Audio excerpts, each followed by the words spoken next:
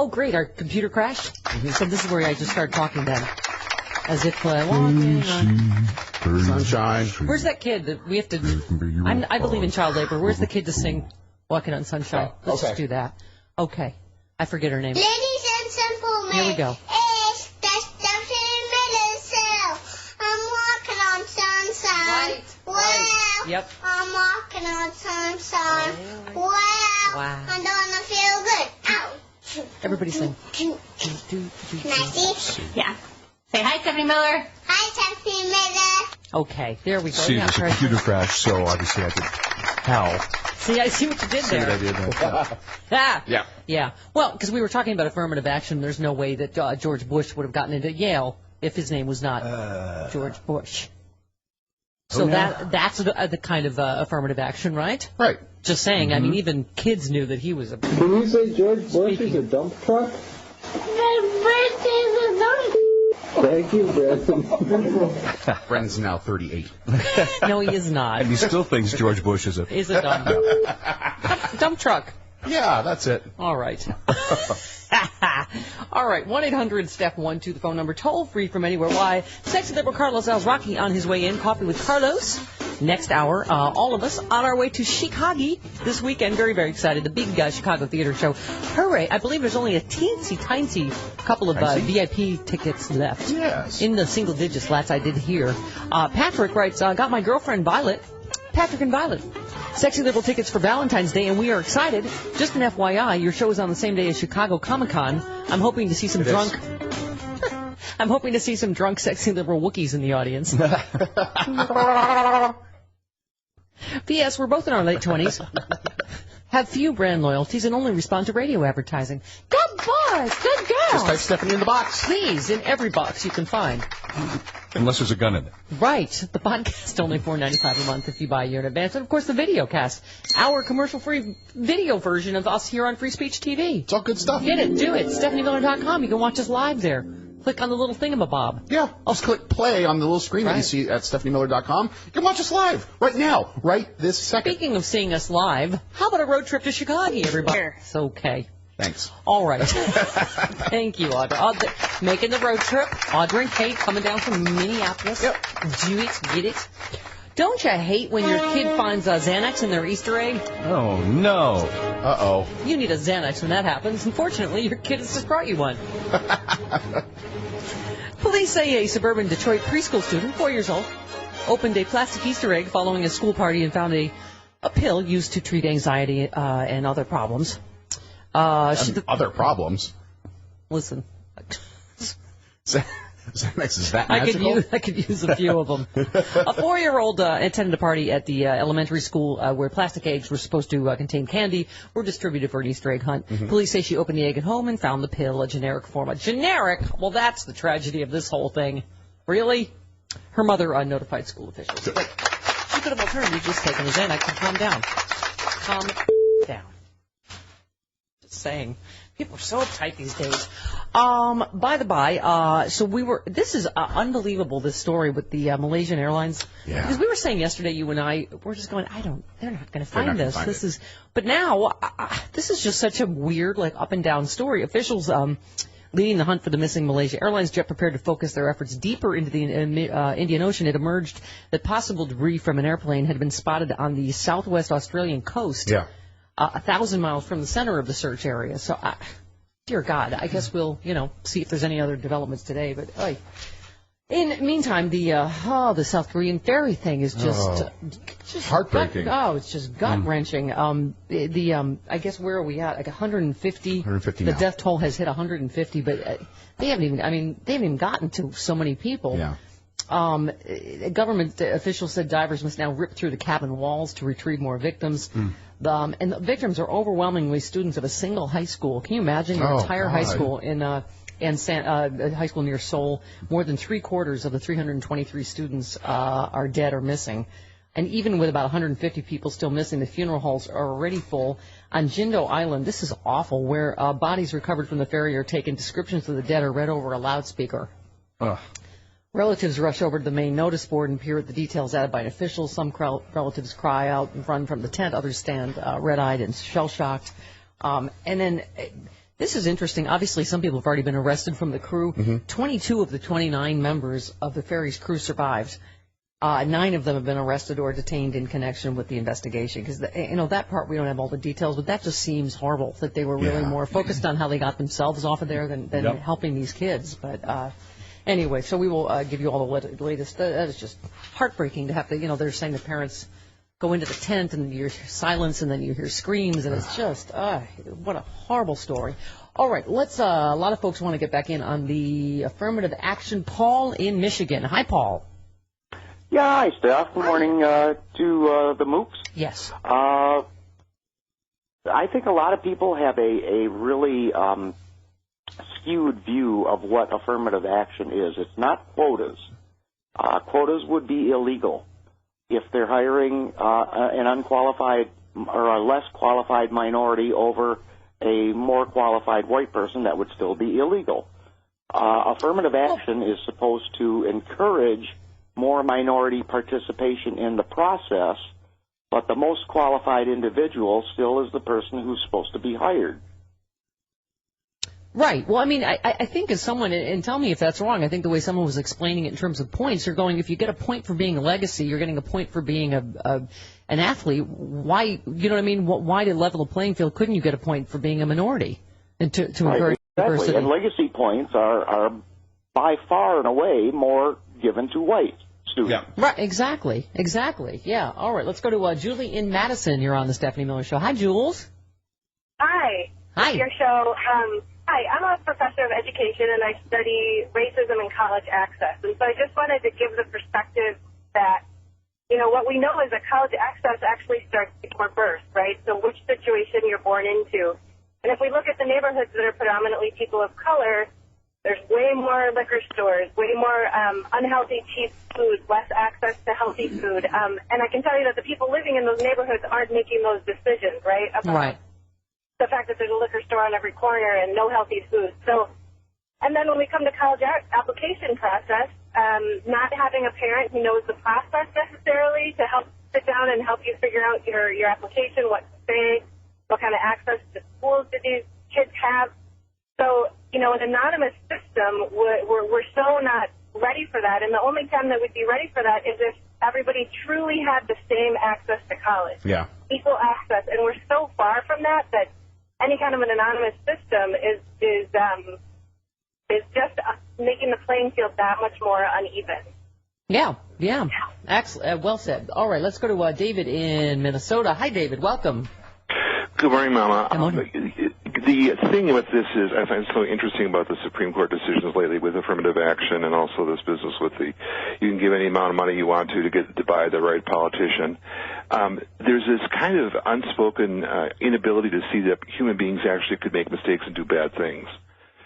We don't need these laws because, racism doesn't exist, or that would never happen here, that kind of thing. I think that's what a lot of, despots are hoping for, that people will just simply believe now that won't happen here. We're all pure, we're all wonderful, and so there's no reason for us to try to mitigate any potential for disaster. Well, and I think it's all part of a theme of putting minority rights to a majority vote. And, we can use the example a million times, but, if you put slavery to a vote in the South, for a lot of years, I mean, and that's why we have civil rights laws. It's why marriage equality is making these So, I mean, just to say, oh, well, the people of Michigan voted for it, doesn't mean that they've magically wished racism away. No, they haven't. And the other thing, the reality is, I don't know if we'll see it in our lifetime. I know you're much younger than I am, but certainly in my lifetime, that the fact that the average American will no longer be somebody whose name is Johnson or Swenson or it might be, but they're not going to look like somebody who just fell off the boat from Norway.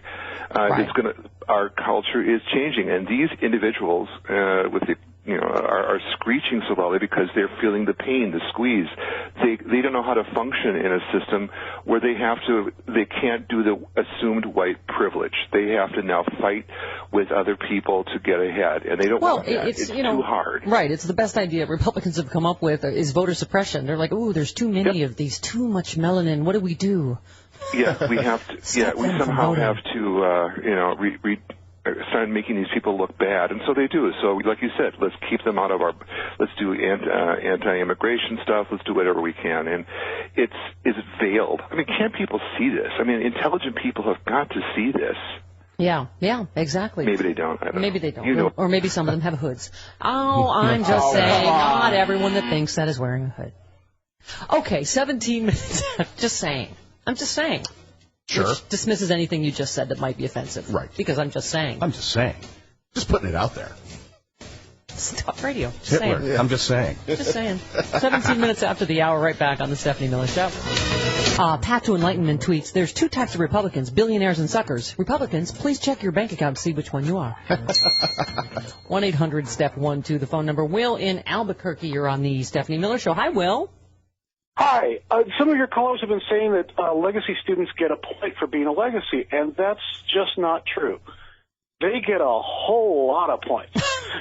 Yeah. Right. Somebody just said, what do you think the odds of George Bush becoming POTUS if he was not born into the Bush family, for instance? Oh, I think he would have been an assistant clerk at a tire store. But the thing is, I got in as a scholarship student to a Ivy League school, which is a lot like being black in Mississippi. My wife worked at the admissions office, and she was calculating up. She said, if a student was class valedictorian, had straight A's, was class president, was captain of the football team, head cheerleader, captain of the basketball team, captain of the baseball team, president of the debate society, president of the science club, president of the yearbook, et cetera, went to boys and girls state, they would still not have more points than a double legacy like George Bush. Yeah, exactly. I mean, the advantage is just absolutely overwhelming. Yep. And that's something, your caller said people should sue about that. They should be, because there's, but it's also, there is no rich white kid that will ever be deprived of a position in a good school just because of some smart kid. Well, listen, you can get off in court if you have affluenza, as we all know. Yeah. So, Yes. Yeah, exactly. By the way, Chris in Yankton, the Bush, I like that, actually. I like Bush selling tires at the, he'd be the assistant manager at the tire shop. Okay, never mind. Chris in Yankton writes, scribbling in the blue book, that's my golden oldie. Gosh, that goes back to what, 2005? Good times. Coloring on ruggy, fruit roll-ups, high-C juice boxes, grapey, toast. It's grapey. I like my ruggy. It's optimistical. I like that yellow. You're going to want the radials. Okay. I think I would go further and say that he would have a job that required a paper hat if he were not born into the Bush family. Yeah. Just saying. You want cheese with that? Oh, it's cheeseburgers. I already got cheese. All right. Never mind. You want that animal style? Fran in Rhode Island, you're on the Stephanie Miller Show. Hi, Fran. Hi, Steph. Hi, Moo. Hi. Hello. Hi. I've been in admissions for over 25 years at a private liberal Northeastern university. Mm-hmm. And I have to say, affirmative action, I don't know what people think that it is, but it really isn't quotas. It isn't anything like that, because I got to tell you, what counts, money talks, basically. And that's where the discrepancy comes from. Right. People can't afford to pay, including white middle-class students. So I guess as a country, our question to ourselves is college a privilege or is college a right? And that's something that we have to invest in. And, there are 17 or 18 different factors that will go into a decision, and each school is different. If I was a state school, though, they could take as many students as they want. The other thing is, are you going to tell state schools to take only in-state students, or are you going to cut down on the out-of-state students that you're going to take? Because out-of-state is where the money's at for them. Mm-hmm. Yeah. No, I hear you. Because they pay the full boat. So, Well, and I was mentioning the affluenza case, and I said this during the OJ trial. The justice isn't necessarily black or white; it's green in this country. That's and right. if you have money, I mean, you can't tell people there's not a whole different reality for people in this country with money and people without money.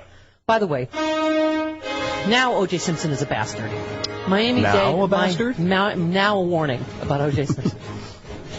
Now a warning? Miami-Dade County is going after him for a delinquent water and sewer bill. Well, now he is a deadbeat bastard. The Water and Sewer Department claims O.J. still owes $457.33. O.J. could be in prison for the next 28 years if the bill goes unpaid. It'll be around $4,000 by the time he gets out. Oh. Bastard person. He probably has that money under the cushions on his couch. $427. If he doesn't, Fred Goldman should have it. He could sell some of the O.J. tchotchkes back that he stole back. Yeah. You could sell those again. Can't you resell them once you've stolen them back? No? No. Okay. No, sorry. Linda in Florida, you're on the Stephanie Miller Show. Hi, Linda. Hi. Hi. And I want to say good morning to all you sweeties. I just adore you guys. Thank I love you. You're our last line of defense. Well, we're tottering. We're tottering. But go ahead. The trick is getting people to paint defense. Well, your previous caller, I'm writing on him, that the McCutcheon case. Yes. He's absolutely right. People are not paying attention. They did a study at University of Michigan, another talk show host, which I absolutely love and adore, that's retiring. She stated yesterday how you can tell people the facts, you can show people the facts, but the propaganda out there is to believe it. They're like, no, that's not true, and you're like, this is how this congressman voted, and they won't believe it, and they'll keep voting for that congressman that works against their best interest. Right, exactly. Say it with me. It's 28 after. Okay. All right, let's go to Dan in Great Lakes real quick. Hi, Dan. Go ahead. Hi, Dan. I'm a black man. I go to Walmart every other week. We get paid every other week here. And every other week that I go there, I spend between $250 and $300 for my toiletries, my groceries, and everything. Every week, I'm followed by security guards there. Every week. Wow. From the time I walk in till the time I pay my bill. I've been doing that since that Walmart opened there for about 5 years now. Every week. I'm a black man. I've been on this base for 33 years. I've worked hard all my life. And I'm a light-skinned black man. Let me say that. For what that's worth. Right. You think you'd only get followed like half the time. Yeah. Right. You see what I'm saying? Yeah, I do see what you're saying. I'm picking up what you're putting down. I know. It's almost as if Walmart were run by right-wing douche nozzles. Huh. Almost. 29 minutes after the hour, right back on the Stephanie Miller Show. Rocky Mountain Mike says, I'm honoring the 100th anniversary of Wrigley Field today the way Harry Carey would by getting drunk at work. Cobswab! Oh, I used to love going to baseball games at Wrigley Field. Right. Well, you can go back and say howdy do when you're in Chicago this Saturday for Sexy Liberal at Chicago Theater. I'm not really going to have time for that. Go say hi to Wrigley Field. Get those last remaining tickets for Chicago Theater Saturday night. Go to sexyliberal.com. Sexy Liberal on Facebook. Do it. Bruce is in Chicago and hates us. Hi, Bruce. Hi, Stephanie. I just happened by chance to turn the radio on in my rental car, and I started listening to you. And I must say, you come from a completely different alternate reality. There is no Actually, I come from Republicans. There is no such thing as Republican voter suppression. Requiring an ID to vote is an interest in preventing voter fraud. Period. That's what people said about poll tax. Give me an instance of voter fraud. Instance of voter fraud? Yeah. Let's see. You have a precinct in Philadelphia where over 100% of the registered people voted and not a single vote for a Republican. You have voter fraud throughout this country. You do. Obama never would have gotten the nomination were it not for voter fraud. You have people from Chicago that were bused to Indiana that illegally voted in the Republican primary. How come so many white people voted for him then? They want his political camp. He wouldn't have. How did he get the nomination from Hillary? What do you mean? I'm just saying, it started out with voter fraud. You had people. He won the primary through voter fraud. Who voted for? Where's your proof? By voter fraud, they voted in the primary in Indiana, and that was how he won the Indiana Democratic primary. If you have no proof of this, then you're just throwing out conspiracy theories. His entire career is based on voter fraud. That's where it's right. And the Black Panthers. Hillary and the president. An acorn. Right. Hey, Bruce, what kind of car did you rent? Let me ask you Hey, Business Pro. Business Pro. What is wrong with requiring an ID to vote? Why should people not be required to show a government ID to vote. You know what, Bruce, when you register to vote, you show an ID. That is when you show the ID. Right. You really think there's a rash of people that are pretending to be someone else and are able to read upside down? Really? There's a huge incidence of that. But the problem is that you have same-day voting. I mean, there are documented cases throughout this country. No, there are not. No, there aren't. No, there aren't. No, there aren't.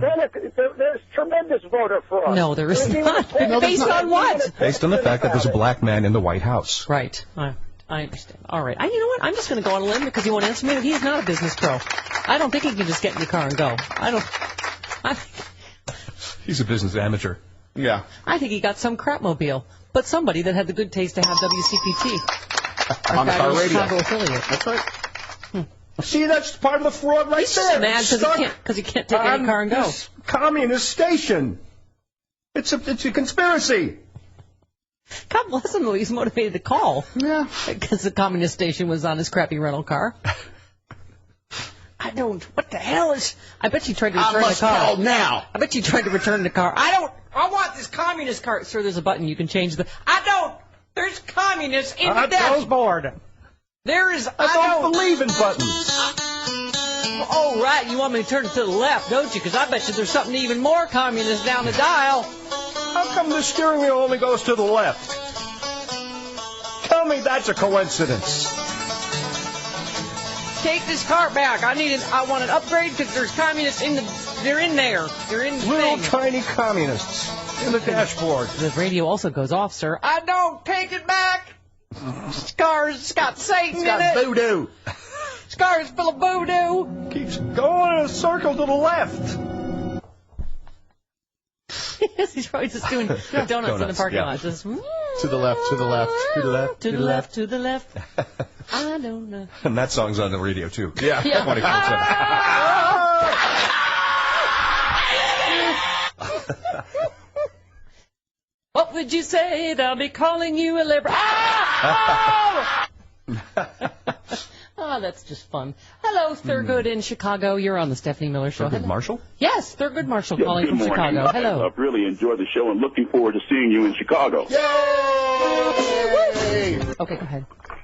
Very good. Full disclosure, I am a proud resident, a black man, a proud resident of Chicago South Side, who through the post-Brown v. Board of Education era was able to go from the South Side and graduate from Ivy League Law School. First of all, in rebuttal to the gentleman, in my mind, the biggest instance of voter fraud in this country was the Supreme Court decision in Bush v. Gore, where the Supreme Court decided to ignore the unanimous decision of the Florida Supreme Court to count the votes in predominantly black Dade County. Yeah, that there was some judicial activism. Yeah. We're going to ignore states' rights in this instance and don't count those votes, and we're going to give that vote to, we're going to give the election to Mr. Bush. And oh, by the way, don't use this decision for any precedent because we want to maintain states' rights. So in my mind, that's the great en masse notion of instance of voter fraud. Yes. To the case at hand, Thurgood Marshall, in his dissent in the Bakke case, Regents of California versus Bakke, he made the comment, "We've come full circle." And in his dissent, he points out that slavery in this country began in the 1600s, affirmed by the Supreme Court in Dred Scott, saying that black people were property. You can do anything with them; they don't have any rights. And subsequently, Plessy v. Ferguson was ruled separate but equal, the notion. So separate but equal is really more of the Supreme Court engaging in whatever polemic word games are necessary to maintain its power in the minds of the few. Same the notion of affirmative action. This is absurd. So let's think about it. Centuries of slavery, 100 years of Jim Crow. I mean, were we short a couple? We just needed maybe 400 or 500 years of slavery for a remedy. A racial wrong requires a racial remedy. So we have it in our country's history. The Indians, they received casinos and the like. Right. The Japanese, their internment, they received compensation for that. Isn't it ironic that post-World War II, we decided to have a Marshall Plan that poured billions of dollars into Germany to help reestablish that nation, but the injustice of centuries of slavery and Jim Crow has no remedy. Those who would oppose those who would oppose affirmative action, Hang on, my ride's this is akin to a man who has just murdered someone, and at the sentencing decides, you can't impose the death penalty on me because I've had a change of heart. I no longer believe as killing as being appropriate. This is what this nation says when there is no remedy for centuries of deprivation in terms of slavery and Jim Crow, when it says you cannot use a racial wrong to be a racial. You are smart, and can I just say, I cannot believe how young you sound, Thurgood Marshall. That is really amazing, and thank you for that. Well, he's my hero. Were you named after? Black boy. I beg your pardon? Were you named after Thurgood Marshall? No, ma'am. I use his moniker respectfully to reference his scholarship, his courage. Imagine going into Southern courtrooms and arguing on behalf of a people and their right to exist. And I offer this. Do you understand my African Americans have fought and died in every single conflict in this country? Yeah. From its inception, for freedom they did not have themselves. I had family members who fought and died in Korea, World War II, Vietnam, for their right to vote, the right to participate. I suggest to you that when we have no access to education, when we have no access to jobs, what we have is taxation without representation. Thank you. Thank you. They're good points. And by the way, that was a good point, that is the biggest case of voter fraud we've had, is the handing the presidency to George W. Bush. Yeah. Right? Mm-hmm. John Roberts and Company, wasn't he? I'm just saying it was polite. Before. Who am I thinking of? I don't know. I mean, just whatever the majority was then. That was judicial activism. Yeah. That is the textbook definition. Yep. It was polite chipmunks handing the presidency to someone for the first time. After you. Oh no, you first. Thank you. Here you go. Sorry we held you up so long. Both in 2000 and 2004, we had people who were responsible for making sure the elections were fair, who were working for the Bush campaign. Yeah. Yes. Well, Catherine Harris. That was her. Catherine Harris. And then, what's his face? Kenneth Blackwell in Ohio. Oh, that's right. Larry in Columbus, you're on the Stephanie Miller Show. Hi, Larry. Hi, Larry. I'll take you off speaker. How are you? Thank you. Good.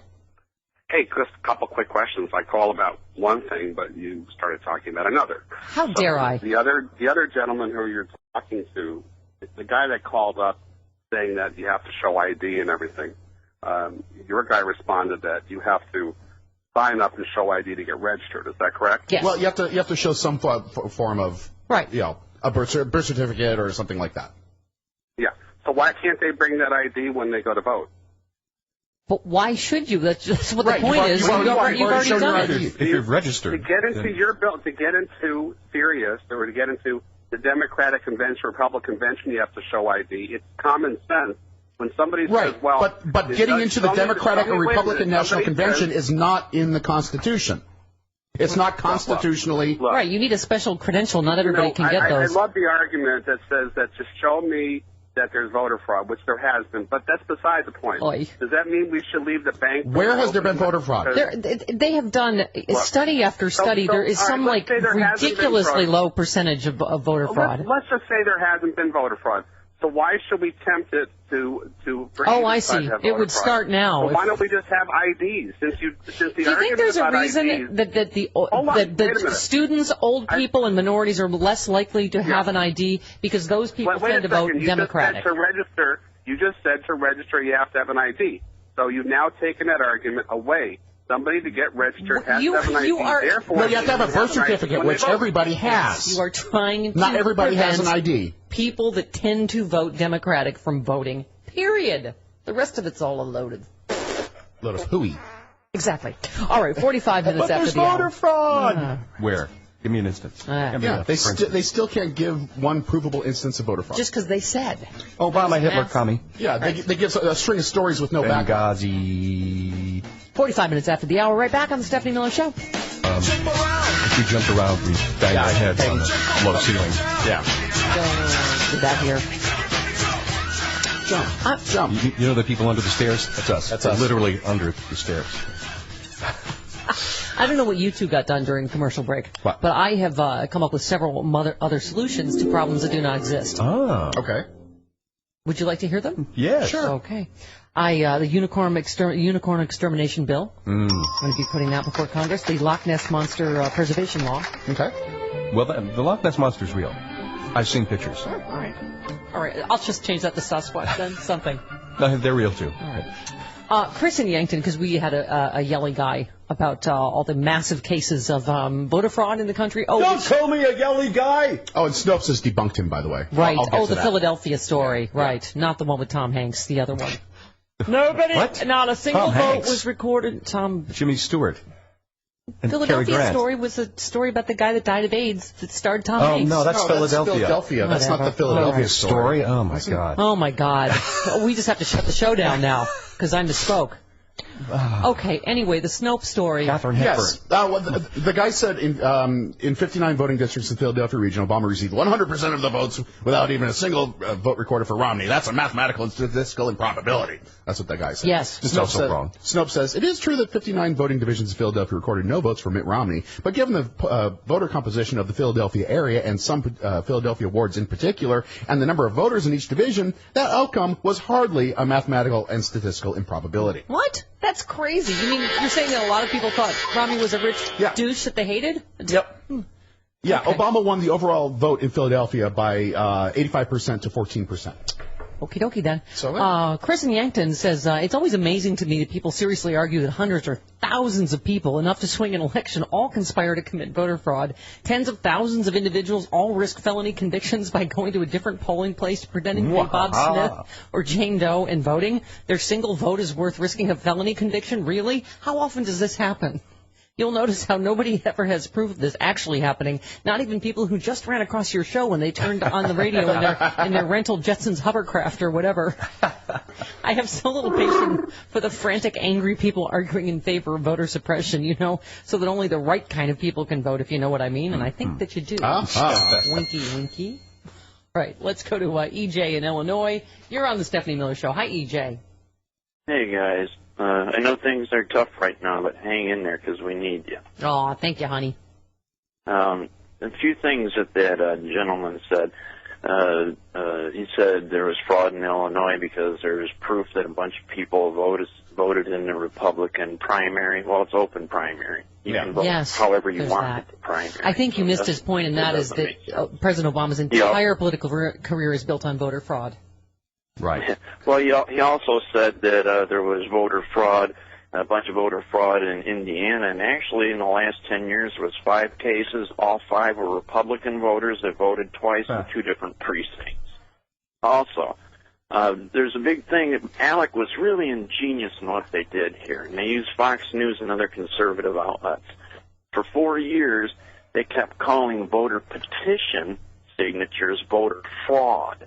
So they say, voter fraud again, Mickey Mouse, Fido, and it's voter fraud. This is a crime when people do this. Right. Well, it wasn't.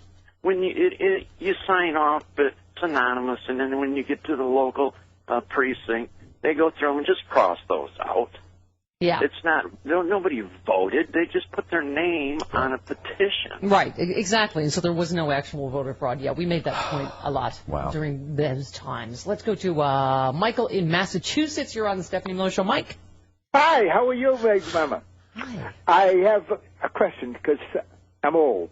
Okay. If you remember, pre-Reagan era, equal opportunities meant usually minorities or Orientals. But Reagan said white women are now minorities. And guess who got hired? Who? A black male never got hired again. Also, if you go to any department store, look who the guards are. They're always black males or sometimes black females. You hardly ever see a white guard at any store. Because most white males are afraid of black males. I see. And you'll see it over and over again. So what? I think I might be missing your point about affirmative action. Okay, I was saying affirmative action. When pre-Reagan, affirmative action meant hiring a minority. But under Reagan said white women are now minorities. So therefore, you can meet your EEO requirements by hiring white women. So as a result, minorities never got hired anymore. They always hired white women. And that's, if you notice everywhere around, you don't see black males in any positions anymore. Mostly it's white women. Okay. That made no sense to me. Where the gods are. I think the term Orientals threw me off in the beginning of the conversation. And because, don't get me started on the Orientals. And apparently only blacks are security guards? Or department store security, yeah. Right. I don't know about that. There are too many white women working, apparently. Yes. What? Too many. Okay. That might have been the most insanely idiotic. Not really certain.